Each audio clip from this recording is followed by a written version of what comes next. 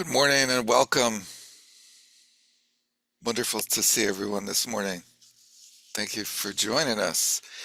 So, welcome to Westchester Meditation Center's sporadic, periodic, and exciting series of presentations by elder students of Chogyam Trungpa Rinpoche who are still active in propagating his teachings and Dharma within the larger framework of the Buddha Dharma.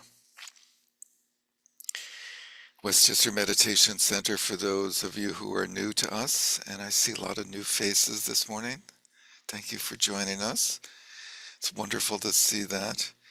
Westchester Meditation Center is dedicated to the teachings, to preserving and propagating the teachings of Chogyam Trungpa Rinpoche, the root teacher of our founders and senior teachers, and we do that through a rigorous and delightful curriculum of studies presented through our Dharmasagara Institute.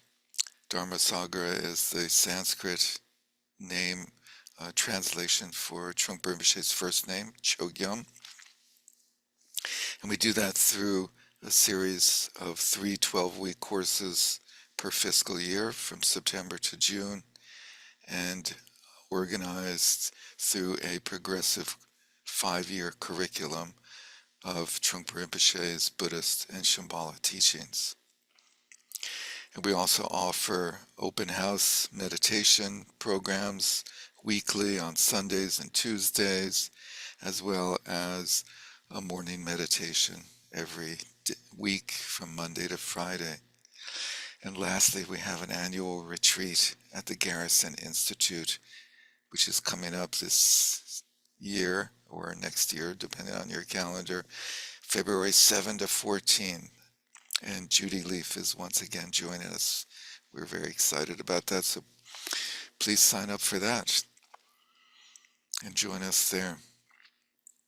So this morning we have another of the early students and major teachers in Trungpa Rinpoche's tradition, a gentleman who goes by the name of AndyKarr. And AndyKarr, like many of Trungpa Rinpoche's students who have continued to prosper and follow his path by studying with many other teachers, and by then teaching widely, writing books, and creating programs that present his teachings. Andy is one of those few individuals who still do that widely. So we're very excited to have him here with us today. Andy has studied with, in addition to Trungpa Rinpoche, studying with Trungpa Rinpoche from the early days, so to speak, onward. He studied with Khenpo Tsogyam Gyamso Rinpoche and became a senior teacher of his teachings. And Andy also taught at the monastic center within Trungpa Rinpoche's Mandala Gampo Abbey in their college, and to the community advanced courses in Buddhist philosophy.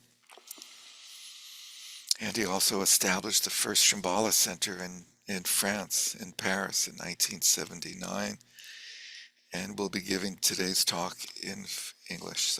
And he also studied and mastered contemplative photography, along with Michael Wood. And so altogether, Andy has put out 3 books. His first book has the bold title, Contemplating Reality, a series of investigations into the nature of mind and the phenomenal world. Wonderful book, presents the different levels of Buddhist understanding in a contemplative framework.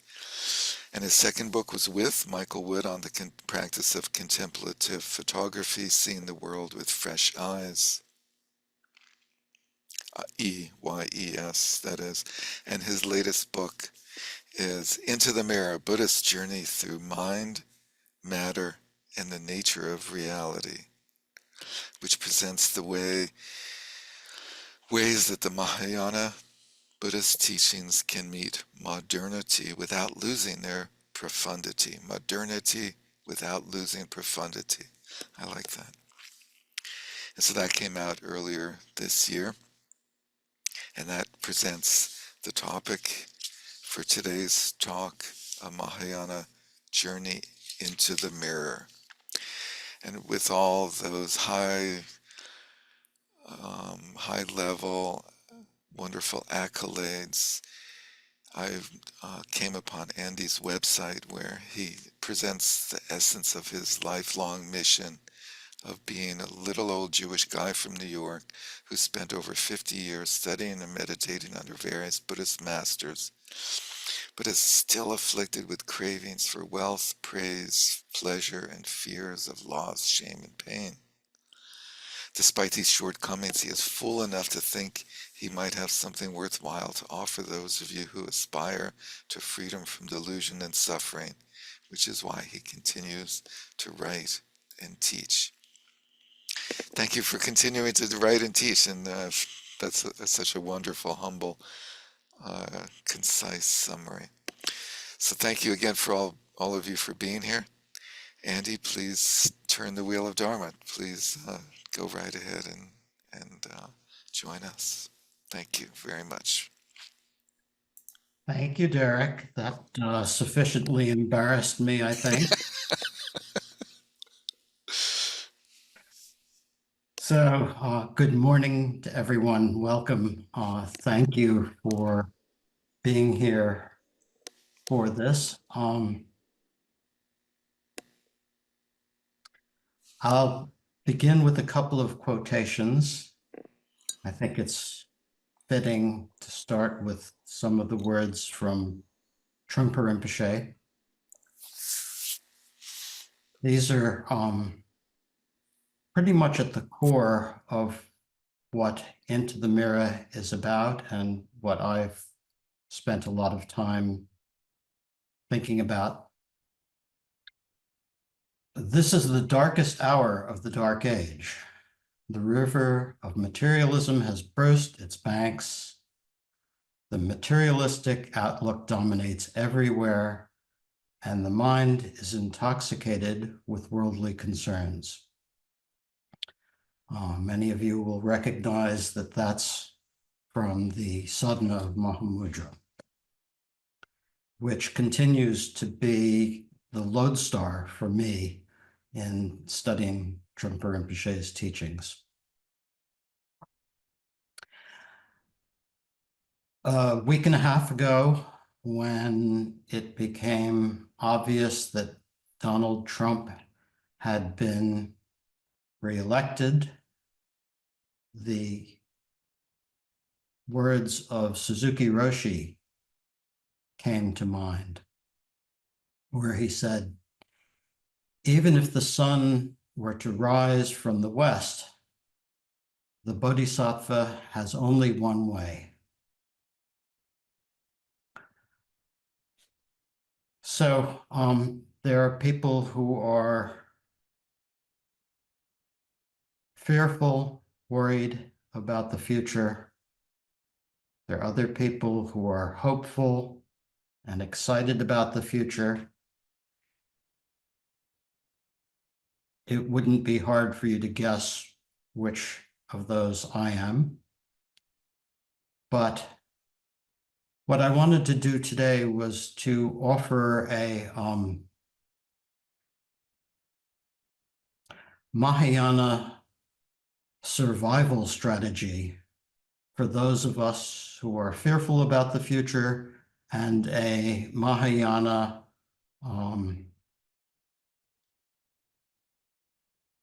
thrival strategy for those of us who are hopeful about the future. In either case, whatever the future brings, the path of the Mahayana is the best way, I think, that we can go forward. So Suzuki Roshi's words, even if the sun were to rise from the west, the Bodhisattva has only one way. So what is that way? Well, the Bodhisattva's way has three parts. It has meditation, knowledge, prajna, or wisdom, and conduct. And I think for all of us, trying to balance those three will be the key to our success on this path. Both Trungpa Rinpoche and Suzuki Roshi emphasize the sitting practice of shamatha vipassana as the bedrock of the Buddhist path. Trungpa Rinpoche worked incredibly hard to get his unruly, wild students to sit. For years, he did whatever he could to get us to sit. In the early days, we had practice books that we had to record our participation in the weekly nyuntons, and we had a requirement to have a certain number of units, and he would review how we had done. At seminaries, he would check the attendance of people at sitting. My wife, Lynn Friedman, who's a very good girl, had perfect attendance at sitting at her seminary, and Trungpa Rinpoche mentioned that to her. So he worked incredibly hard at getting us to sit, and it continues to be the bedrock of the path.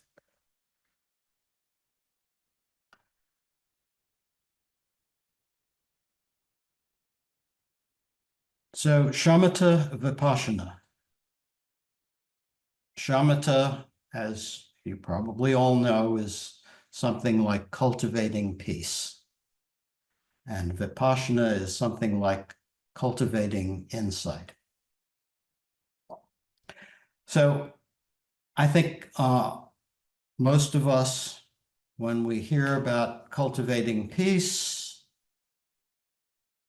at least on some level, have the sense that that means that we can get rid of all the disturbing phenomena in our minds through meditation. And that misunderstanding can last quite a long time. We can proceed along the path for a long time, trying to get rid of or subdue or bypass all the disturbing things that appear in our minds. But cultivating peace really has a different meaning. It means making peace with all the things that disturb us, making peace, declaring peace with all the things that appear to us that trouble us. The thoughts, projections, emotions, and whatever it is that's appearing that disturbs us, that unsettles us, we make peace with it. That's shamatha. Shamatha peace is making friends with yourself, making friends with all of your experience. Cultivating insight is also something we might have a mistaken understanding of. We might think that it's finding some wisdom, some great knowledge, some special tools that we don't currently have that will allow us to outsmart samsara. Cultivating insight, vipassana, really has nothing to do with getting stuff that we don't have, accumulating knowledge or skills or some special techniques for dealing with samsara. Cultivating insight is about cultivating insight about our current experience. Right now, as long as we experience what we think of as samsara, we're not recognizing the true nature of what's appearing to us. So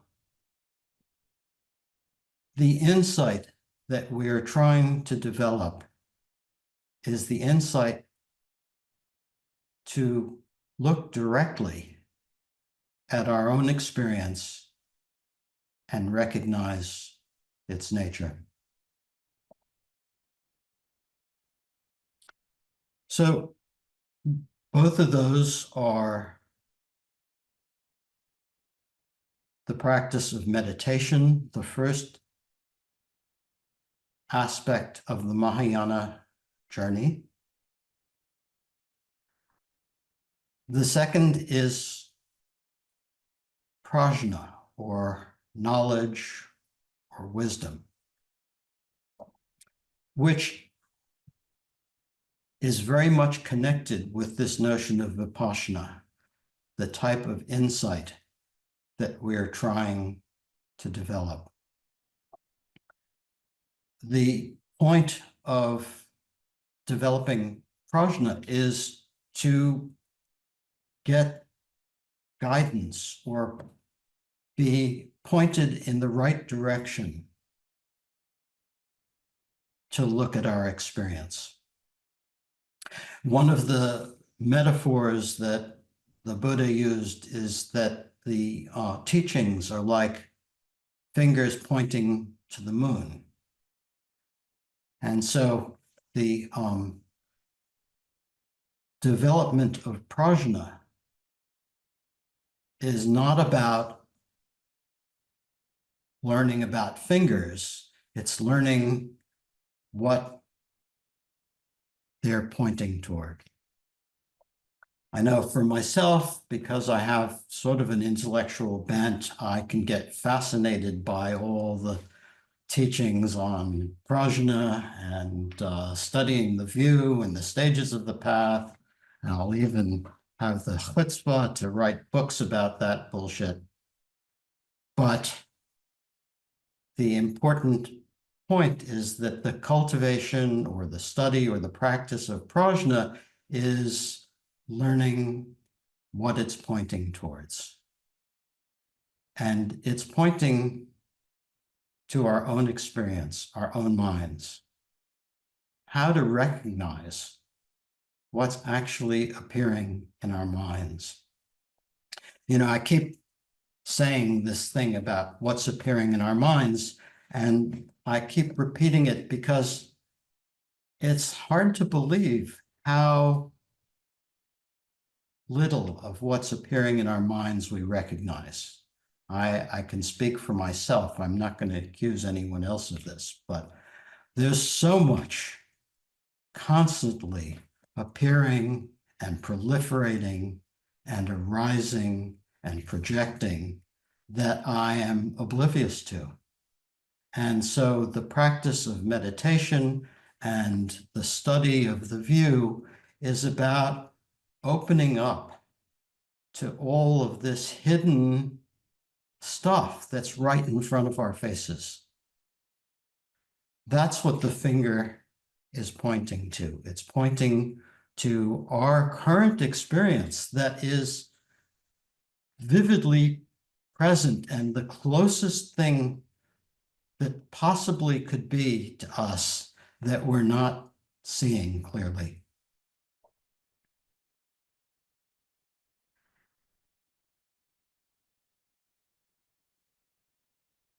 The third aspect of this Mahayana journey is conduct, or ethical conduct, or post-meditation practice.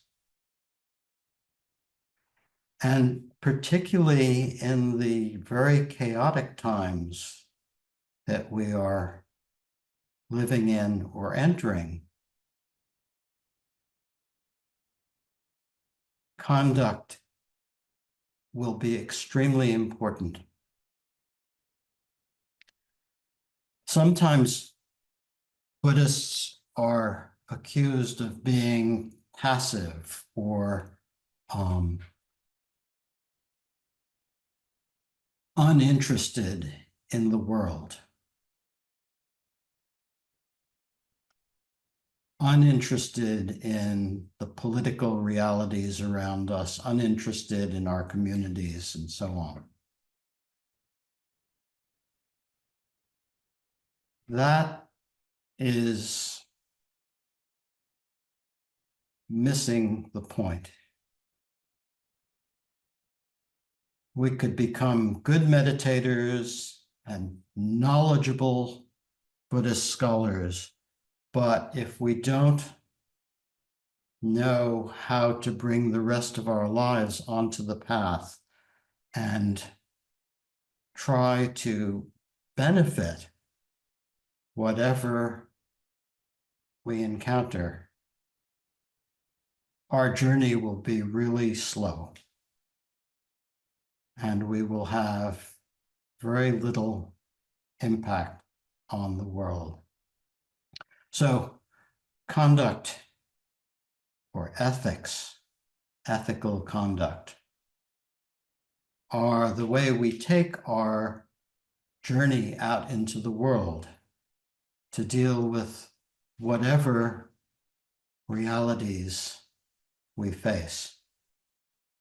It's another quote from Suzuki Roshi that just came to mind about this, which is to shine one corner of your world,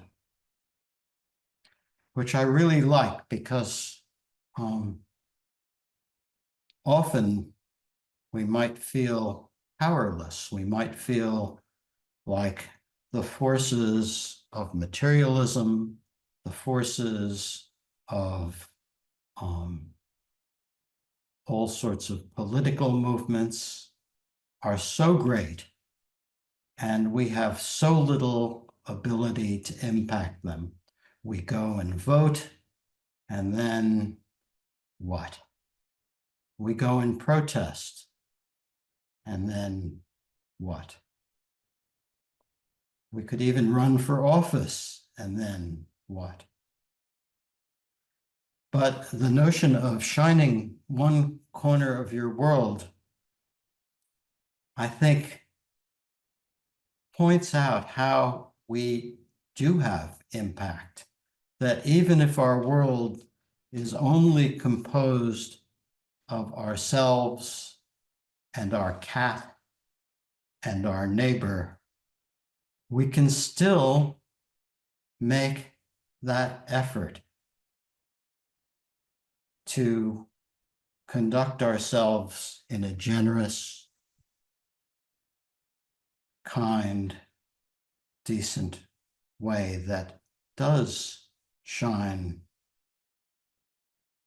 a corner of the world. And then when we feel powerless against the big forces, we can start to see that those big forces and those big waves that are happening around us have very limited reality for us. Whereas the corner of the world that we can affect directly has much greater reality. So that's pretty much what I wanted to say. I might have a few more things to say about conduct, but I think I'd like to stop at this point and see if you have any comments or questions. We could have a discussion. So please unmute yourself when you're called on. Derek, will you be recognizing people? I will. I will. So either raise your actual hand or your digital hand, and between myself, Charlie, and Warner, we will endeavor to call on you. And if we miss you, just chime right in anyway in a gap. First, we have Eileen Mahawald. Please go ahead. Hi there. Hi, Andy. I was thinking about when you said polish your own corner, and the the notion of polishing the mirror. Is that in relation to that? Anyway, it just came to my mind. I hadn't made that connection, but it's nice to see you, first of all. How are you? I'm good, thank you. Thank you. Good, good. Yeah, the mirror is an analogy. The mirror is our mind. And the point of the analogy is that all the appearances that arise in our mind are like reflections. So that's the point that's emphasized by that mirror image.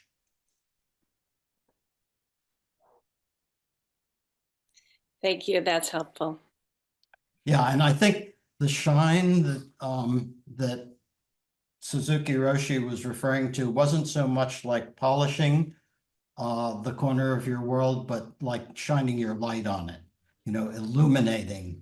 I think that it's not completely clear to me, but I think it's about illuminating or warming or caring for one corner of your world. That's what I was thinking, taking care. Yeah. Thanks, Eileen. Andy, I am delighted to see you. And I very much appreciated your comment about turning my attention away from the large waves of the world, because I have realized recently how addictive it is to live in the news. And it's just not really useful. How are you, Robert? I'm actually terrific. Thank you, Andy. Are you in Mexico? No, I am in southern New Jersey, where we are now spending most of our time. Okay. Well, it's very nice to see you. It's been a while. Yes. I have very fond feelings and memories of you, including some aggravating ones from early on, as we discussed. Yes, amen. Well, it's good to see you. I'm glad you're doing well. And, this business about living in the news, I think it's inescapable. I was thinking about that this morning. One of my good friends was thinking of giving up his subscription to the New York Times and to the Washington Post to get out of the fire hose of information or views that these things produce. And I have to say, I'm addicted to the news. I have no intention of boycotting it. It's just part of the phenomena of our world. And I think, Trungpa Rinpoche encouraged us to stay informed about the news, about what was happening in the world. Back when you and I were hippies and or just post hippies, and we didn't really have any interest in those things. But I think we need to stay tuned in and to bring the prajna that recognizes the nature of what we experience when we are thinking about the news. So you think about Matt Gaetz or Elon Musk, and something comes to your mind, and some emotion is aroused. And then there's a lot of proliferation from that. And we don't recognize that the actual Matt Gaetz hasn't sprung up in the room. The actual Elon Musk is nowhere to be seen, but we are experiencing our own projections, our own versions of Matt Gaetz and Elon Musk, and not recognizing it. And then we'll have a dialogue with them in our own minds and not recognize that we're talking to ourselves. So I think, you know, continuing to engage with the painful and challenging realities around us is an opportunity to actually drive home some of these truths about our experience that, well, I think that's enough. Well, I guess my point was that I completely agree with you, and I also keep up with the news, but I'm not living in the news, and I'm not having, I've given up being disturbed about it, and simply, you know, kind of like riding the canoe on the rapid, or not a canoe, but a raft on the rapids. Yeah, I think that's a good policy. Thank you. By the way, I very much appreciated your earlier comments altogether. Thank you.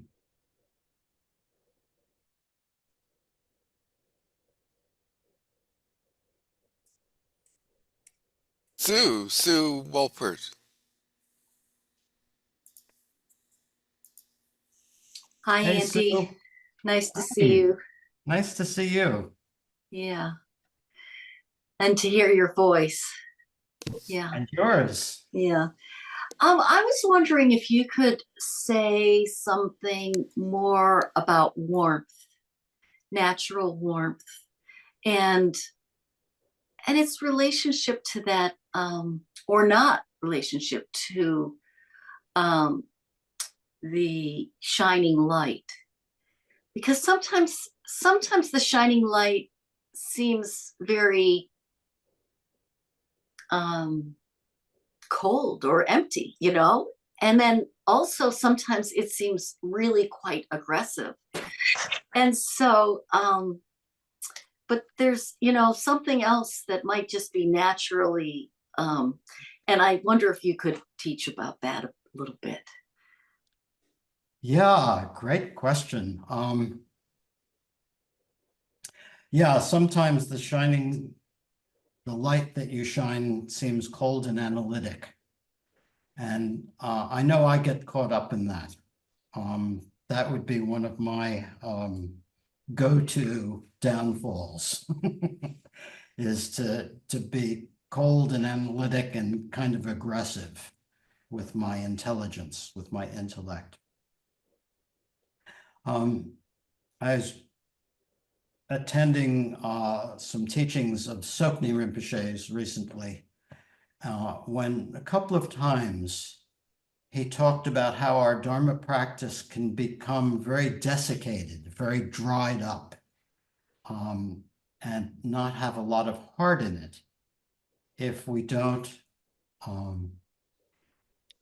cultivate our compassion and devotion.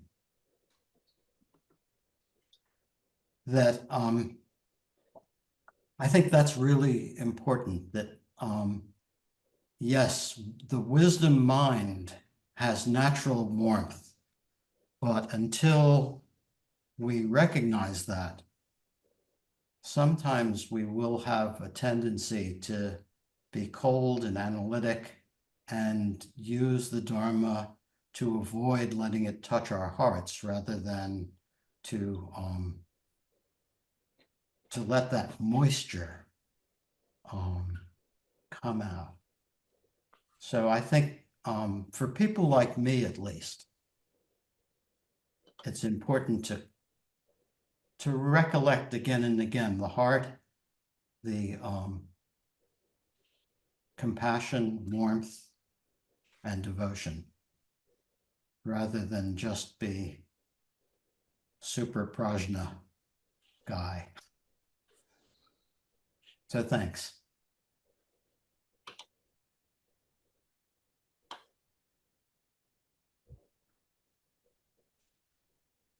Michael, Michael, I can't pronounce your last name, but Doucet. Let Andy Doucet. pronounce it. He knows French. Good morning, welcome, go for it. Thank you. Good morning, Andy. How you doing? Bonjour. Great to see you, Michael. Wonderful to see you. I didn't know about the origin of the first Shambhala Center in Paris. Congratulations. Thank you. I wish I would have been there. In fact, I was there. But anyway, my question is about compassion from your subject. I once heard Ram Dass. He answered a question about someone who was really proud to be American, but he couldn't handle the Bushes, the Second War, Bush 2. And so he said, well, on my shrine, I have Maharaja and have a picture of George Bush. And every morning I said, good morning, George. And so I keep that. So I can't really put a picture of Trump on my shrine, but I put an orange to have because I do have compassion for this person. I mean, everybody around me is like loading their 30-06s, but it's like he's just a person. He's going to see this one day. It's horrible. What he's doing. I consider him the Antichrist, and he's a perfect example. Being once being a Catholic. Well, I'm always a Catholic. But my question is, I know that's the correct way because it feels good, but it's difficult.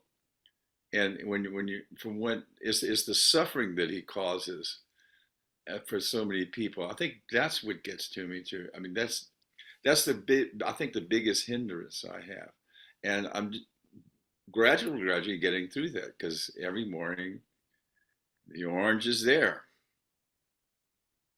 Well, I think that's really wonderful that you can do that, Michael. You're much more broad-minded than I am. I didn't say it was easy. But you're doing it. So I think that's cool. I need to start with the easier stuff, which is to think about the things that more easily will bring to mind for me the compassion. So thinking about all the people who are being threatened in America by this new administration, that can get me going and think of others. I don't pretend to be able to rouse a lot of compassion, but at least I can get a little hint of it when I think about that. And shine one corner of your world means start with the things that are closest to you.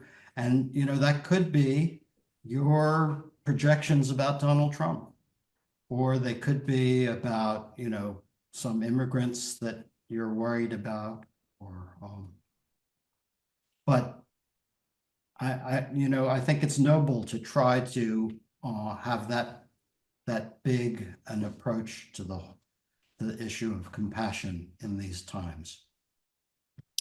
Yeah, because the elephant is always in the room. But sometimes it doesn't really bother me because you just be the best. one can just be the best they can, and you know, you just do what you consider is right. I mean, for me, Yeah. and as far as the Dharma or anything else, it's just acting right, and somehow it cuts through that and doesn't have, you don't have that sort of double vision of somebody controlling you. I mean, I come from a small ethnic culture, and we were always independent. And even that we, for whatever took over, French or English or whatever, Spanish or whatever, and we were always us.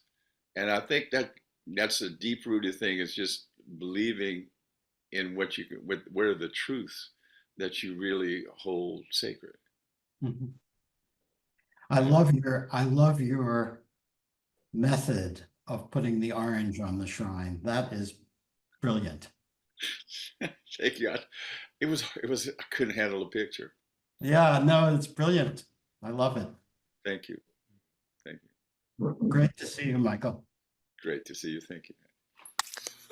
Thank you. So Daniel from Los Angeles, and then Nancy Carden. Hello, everyone.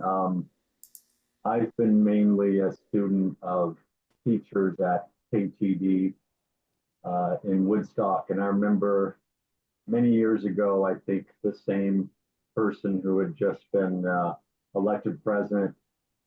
It was around that time, and there was a teaching at KTD, and during Q&A, someone stood up and asked Khenpo Karthar Rinpoche, what do we do when we see someone in the public who's going to be doing so much harm? And Khenpo Karthar, in a moment, just created like a prayer. And he said, you can recite this. May this person you perceive who's causing great harm in the public sphere transcend their current limitations, enter the path of awakening, and be of benefit to all beings. So when I think of what's going on now, sometimes I just imagine a Buddha above his head or anybody's head and say prayers. That seems like a lovely method. I'll give you a counterpoint to that, which is that, Trungpa Rinpoche,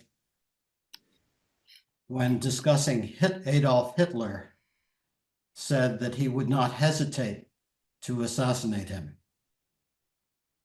So, there are going to be different enlightened approaches to dealing with evil.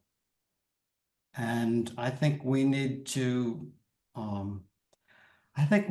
practice what we can, and particularly, I was going to talk about the 6 paramitas this morning, and didn't feel like I really needed to get into that, but that kind of guideline for people like myself who are not Khenpo Karthar or Trungpa Rinpoche is really helpful. That type of guide to conduct, where the emphasis is on generosity, letting go of your own territory, on ethics, and following the norms of kindness, on patience, particularly patience, because patience is about how we relate to our own experience, our impatience, how we abide with our impatience,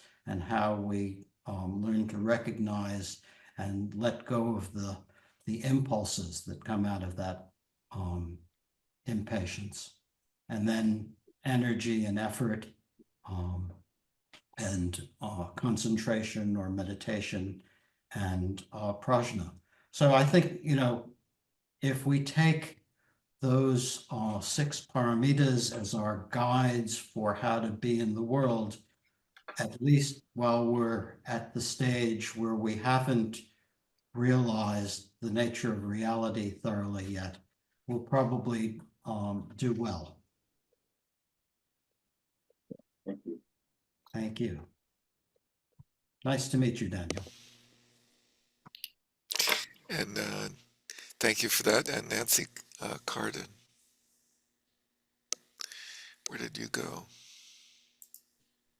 Oh, there you are. Yeah, I don't Please know go you. ahead. Yeah, I don't know you, Andy, but I was in Dharma Dhatu in New York City in the early 70s. Hey, nice to meet you, Nancy. and strayed away from the community and wandered back in and retook my bodhisattva vows recently. And I, I have a question about those of us who have the luxury of turning the news off. And you were stated very clearly about, working with all that stuff, and Trungpa Rinpoche said, just engage, just that's part of what is around us. And I guess I'm wondering about engaged Buddhism, because if, we all have enough food, clothing, and shelter, but if we, we're in contact very directly with, illegal immigrants who are terrified now about being rounded up, we wouldn't have that luxury to just turn off the news. And how is it, so I think that,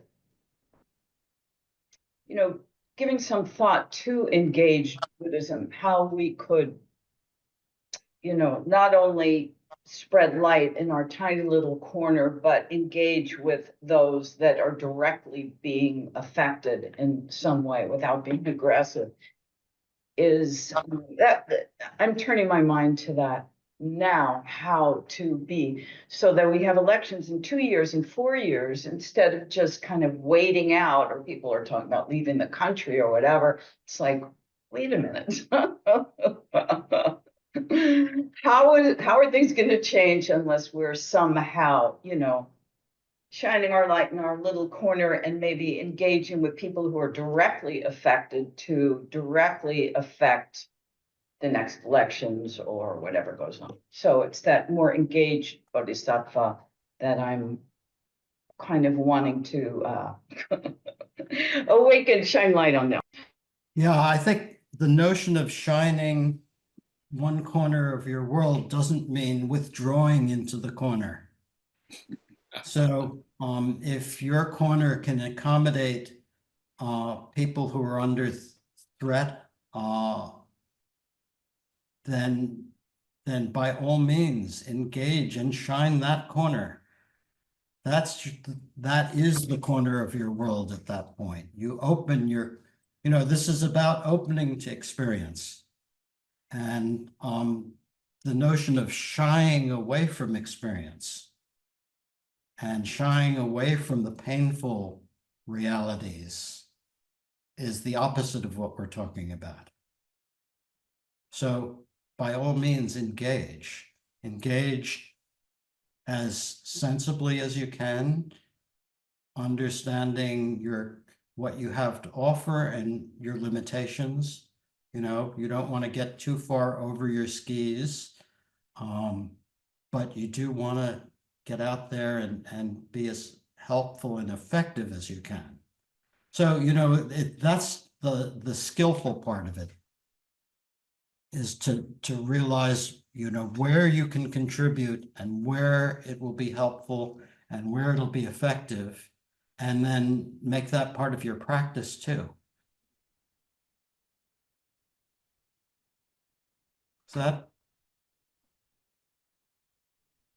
I for myself, I am not an active person in politics, and I'm not active out in the community outside of the Buddhist world particularly. But I try to do as much as I can to make whatever my world that I encounter try to benefit.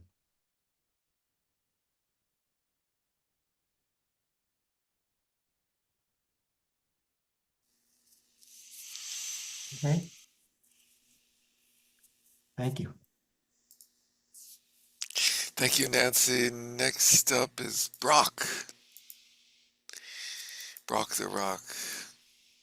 Where are you? Hi, There you are. Andy. Hi. Hey, Brock. Thanks, Derek. I almost wore my hat, Andy. I was Your wondering. hat. Not mine. Yeah,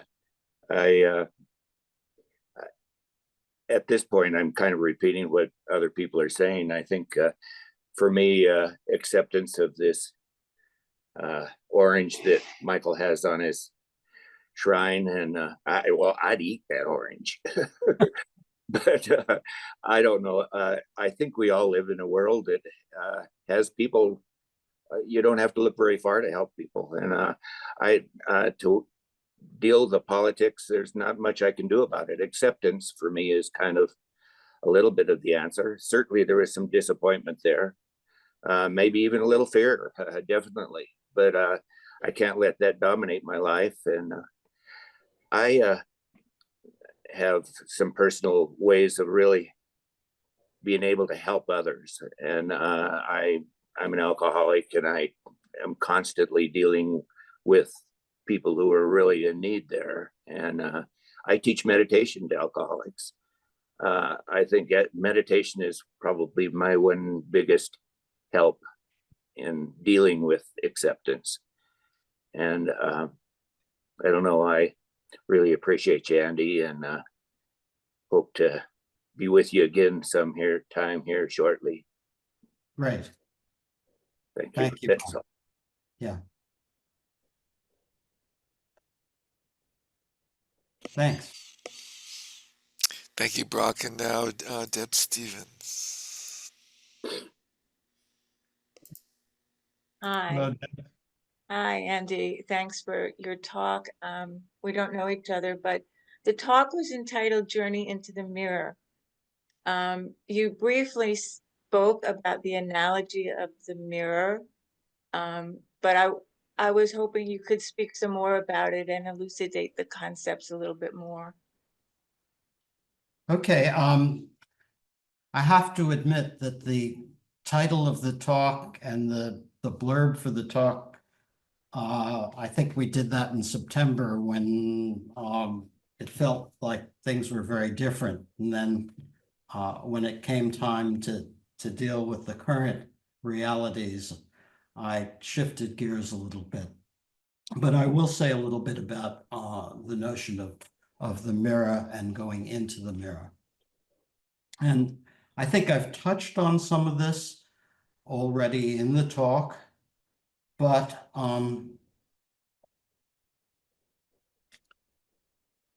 when we don't recognize what's appearing in our minds, it seems like we're encountering all sorts of real, externally existing solid stuff, that the world is filled with all sorts of stuff outside of our minds. But the more we first make peace with what's appearing in our minds and then recognize it, the more we realize that what we're experiencing so much of the time is just like reflections in a mirror. That is, you look at a mirror, you see a reflection, you think, oh, that's me. Or you think, oh, that's my room that I'm seeing. But what you see is just reflection. You just see the causes and conditions coming together to produce these images.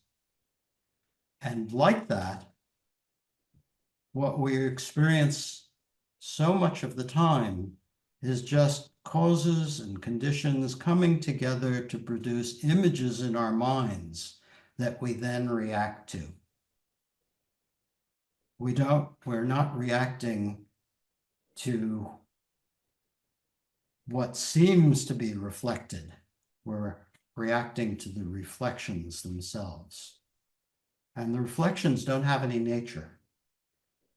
When you recognize that these reflections have no nature other than mere appearance, then they don't have the power to drive you. They don't have the compulsion, the compulsive power that we normally give to our thoughts.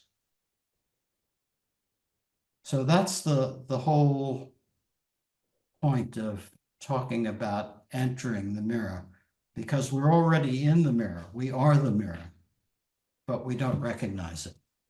Recognizing the nature of our experience means recognizing that it's like reflections in a mirror, echoes in an empty valley, like the expanse of sky with clouds passing through it, all those images. Is that?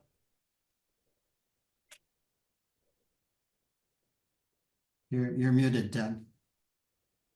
I think you see the light not going off in my eyes, but I do appreciate it will sink in. Okay. Thanks.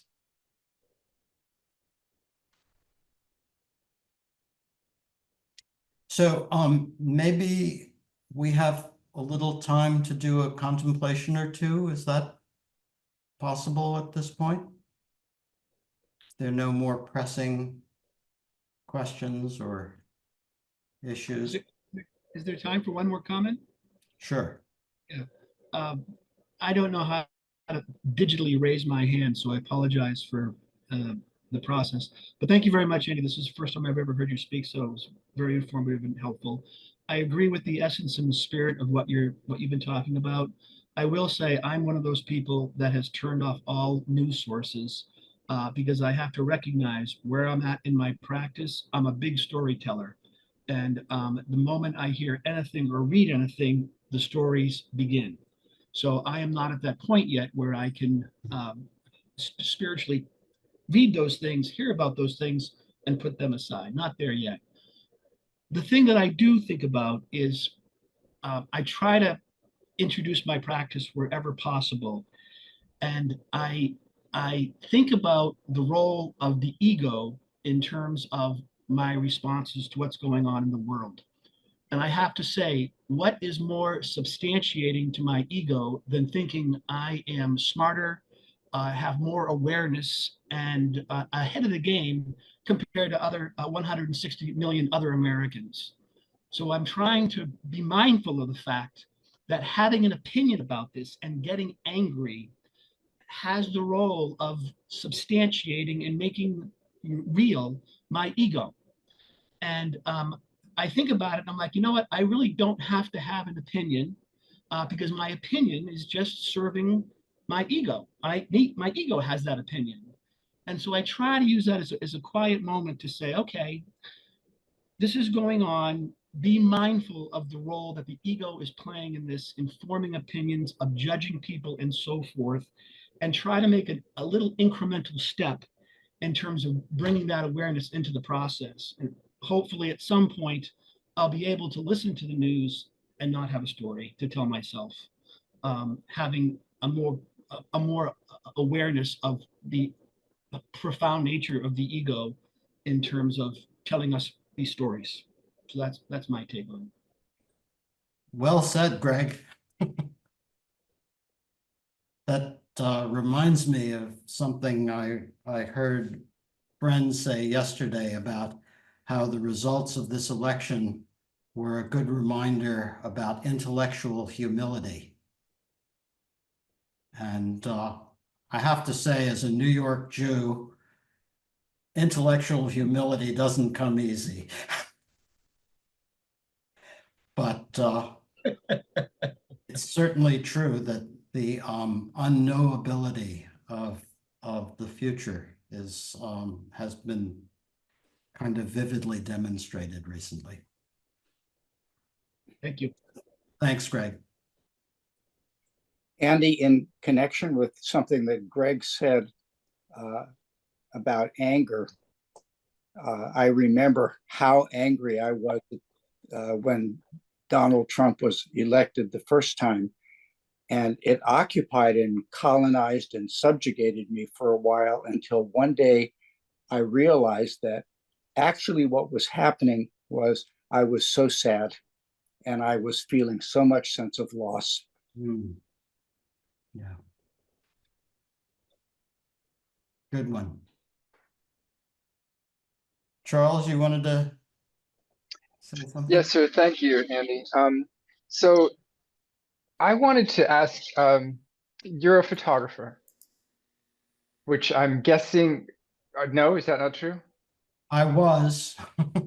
I don't think of myself as a photographer anymore. I do take the occasional photo with my iPhone, but that's about it. Does that mean that you no longer you no longer create objects of art objects? You don't do that anymore? Yeah. Did that feel somehow inconsistent with your Mahayana practice? No, no, no. It just the way the world changed, that I found myself traveling in Europe for about 6 weeks with a camera in my backpack and occasionally taking a photo with my iPhone and never taking the camera out for 6 weeks and realized it's over. I guess I was just sort of curious, and maybe this isn't something, well, anyway, that if you've ever wondered about squaring the practice of putting energy and effort into creating objects, aesthetic objects, which take up space and require materials and all the rest of that, with the six paramitas, which are sort of non-materialistic, like creating art objects is almost materialistic by definition. And I sort of wonder if, as an artist or as someone who made objects like that, if you felt that there was anything that needed to be reconciled or could not be reconciled with the six paramitas and the creation of art objects. Just curious. Well, Trungpa Rinpoche's teachings on Dharma art are fascinating. And kind of the essence of it for me, as I studied it, was the purpose of practicing Dharma art is both to be able to experience these very direct moments of perception, but also to communicate them. That the purpose of art is not just ego's game of winning praise and fame, but can be in service to communicate things that are inexpressible through words. So tremendously valuable, wonderful. My experience of training in contemplative photography profoundly influenced my understanding of the Mahayana. So I was completely grateful for that. And that I think the part that I kind of let go of was the communicating it through photography. And since then I've emphasized communicating it through writing rather than visual images. But that's just a choice. Thank you. Good. So I'm going to lead a brief contemplation, and then we'll have a chance to hopefully discuss it.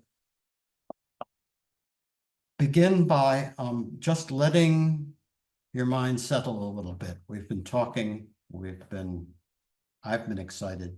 I don't know about you, but lots been going on. So just take a moment or two and just settle. You don't have to meditate, just let it go for a minute.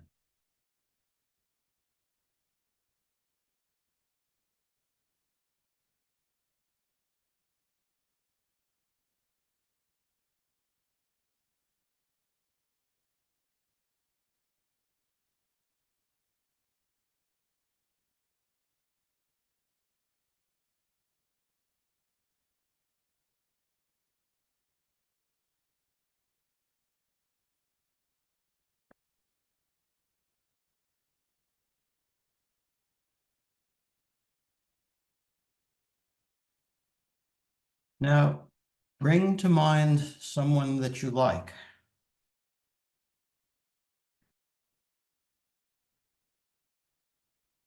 And you can think about that person for a bit.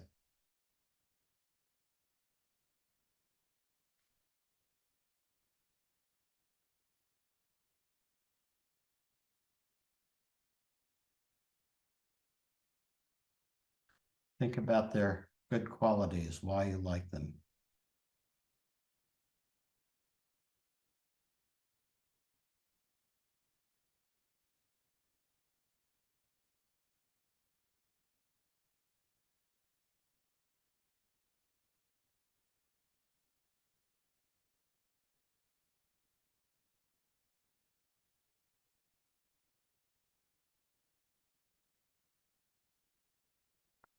Now, let go of that. Let the mind settle again.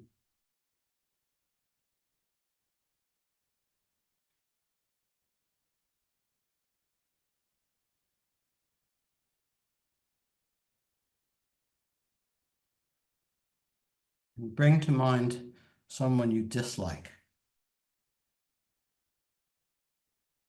Think about the qualities that cause you to dislike this person.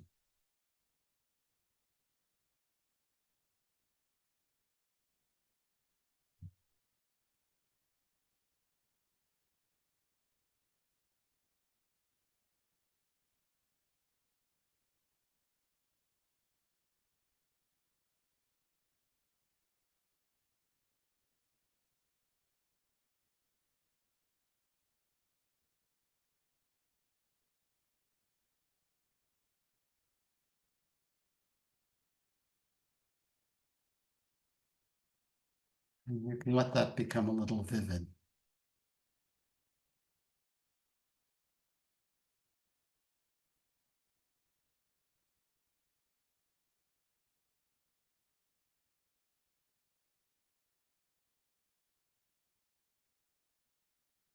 Now let go of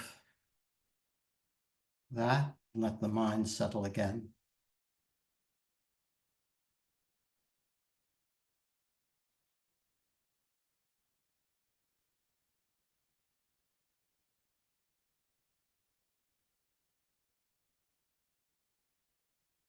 Now bring to mind someone neutral, someone that you don't have strong feelings for, positive or negative.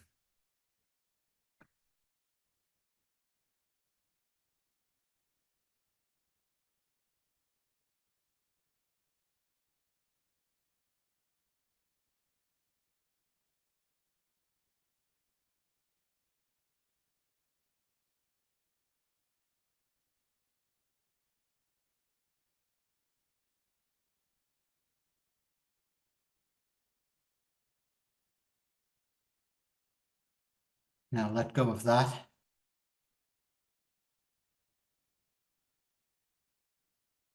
And ask yourself, how did these people get into your mind?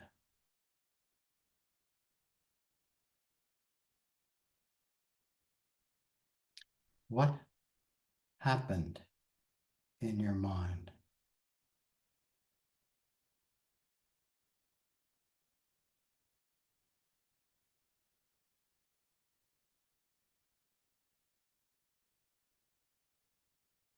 What's the difference between the good person and the bad person and the neutral person?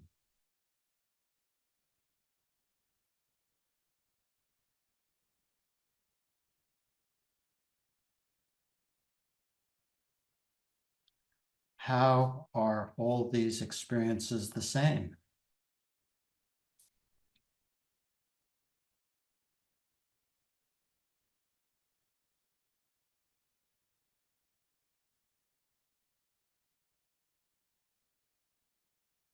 Okay, that's the exercise. Maybe each of you who would like to can take 30 seconds to say what you experienced. Starting with Warner. Hi, Andy. Warner. Thank you. Uh,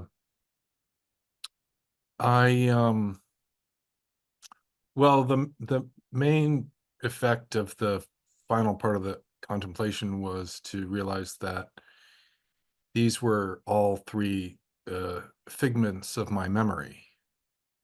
I had nothing else to go on except what I recalled about these people. And I happened to pick people that I hadn't seen in a long time. So that made it a little more vivid. And from that perspective, the things that made them have those qualities seemed to be a small percentage. I mean, I know the tenor of this exercise, so maybe there was a little momentum in that direction, but um, it seemed like they were all just human. And by that, I mean full of um, sensitivities and self-doubt and some bad habits and, just very ordinary. And that's how they came to appear being similar. Thank you, Warner. Someone else.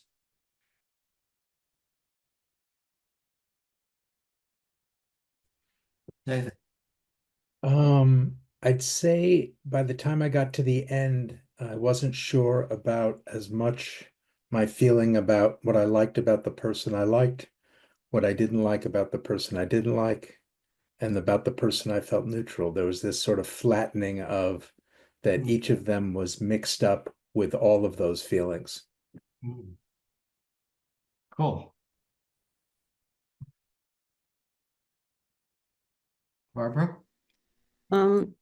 Well, one thing that seemed interesting to me was that the person I disliked was Stephen Miller. But then right away I started feeling sorry for him because he seems very confused, and if he weren't potentially in a position of power, I wouldn't have any problem with him. So the fact that someone he will affect a lot of people probably in his role, so.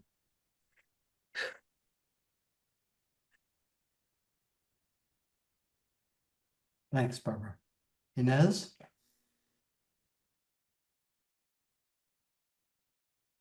Yeah, it was really funny. I had trouble deciding on who I liked because there were so many people. And then I couldn't figure out anybody who I didn't have any feelings for. And then when it was somebody I didn't like, I couldn't come up with anybody I didn't like until I realized there were certain qualities that I didn't like. And I saw a group of not particular individuals.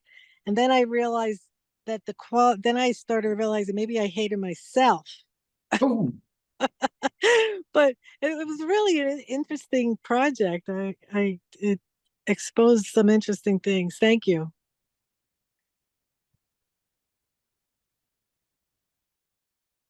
Derek? Andy, I tried to figure out how those images got in my mind, and the only thing I could come up with was that it was you. And then I got really mad at you. And in particular, the whole discussion about an orange, and because I really like orange juice and oranges, and I feel that that was a really insulting metaphor for oranges.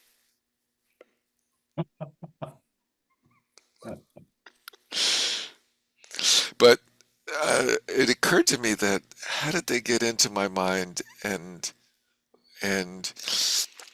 is there like a door or a window? And I'm still working on that, and I gotta find how to like secure the hatches more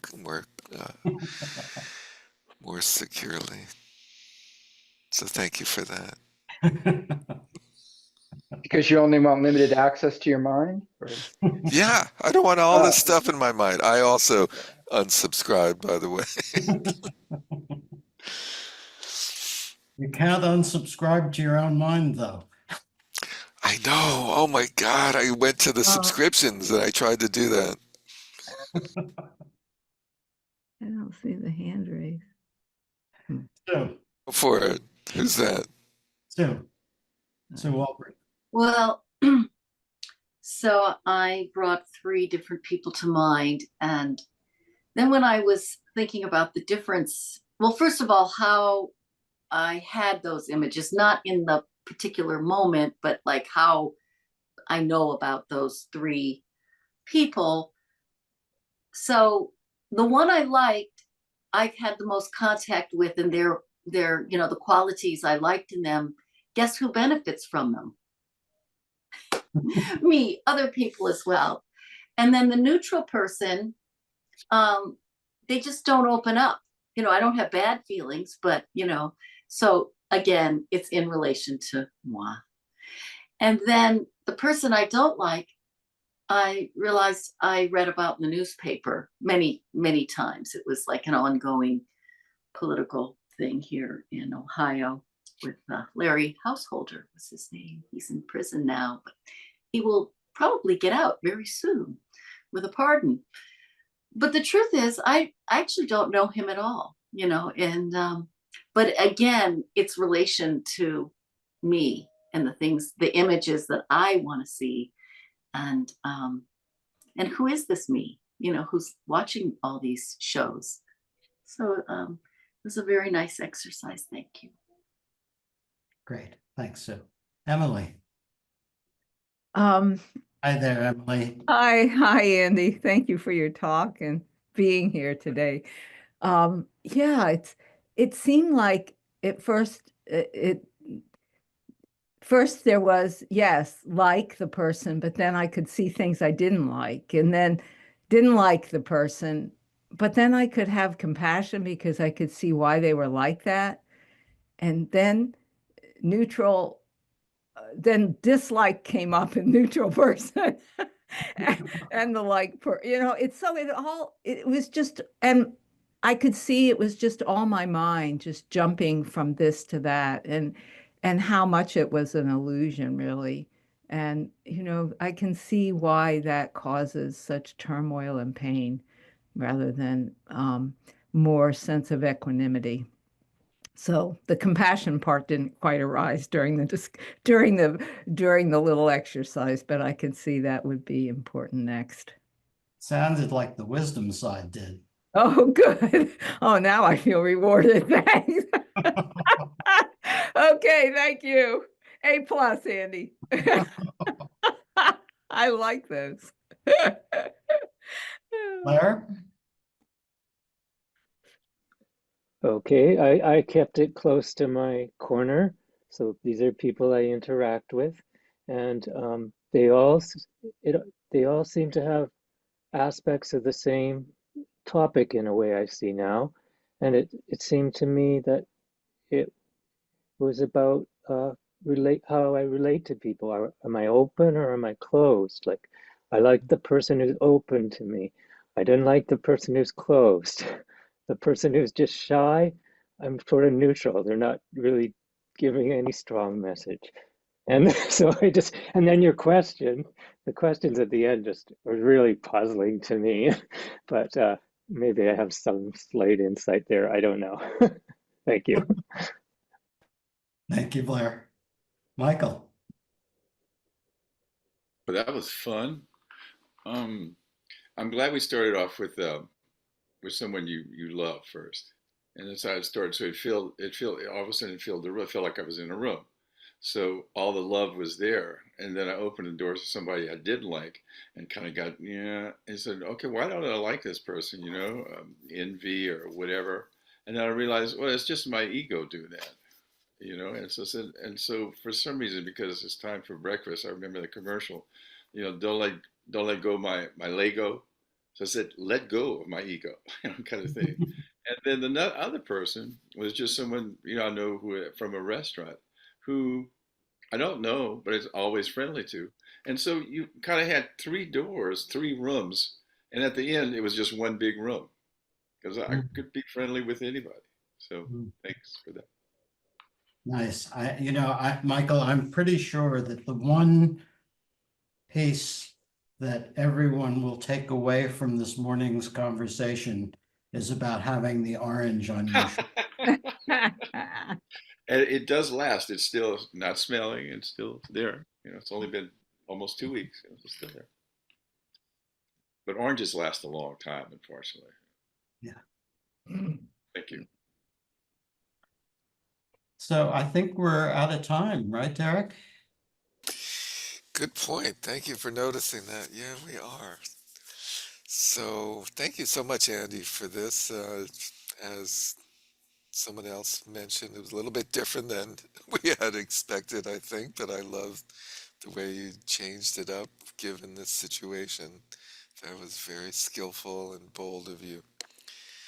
And thank you. This was a really great coming together of people and the sharing of Dharma and how to mix Dharma with our real mirror. I mean, our real life.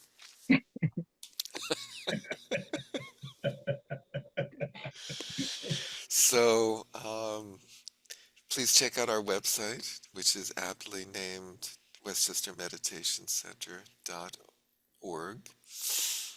And please join us for our other activities and do everything you can to make this place that we live in a better place for as many people as possible. Thank you so much to Andy for joining us from Halifax, Nova Scotia. And we look forward to seeing all of you again and again. Why don't we end with now?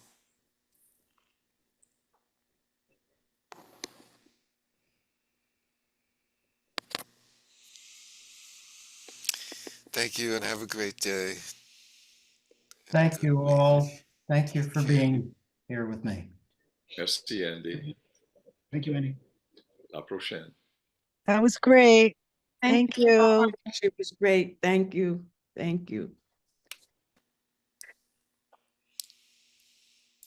Bonjour.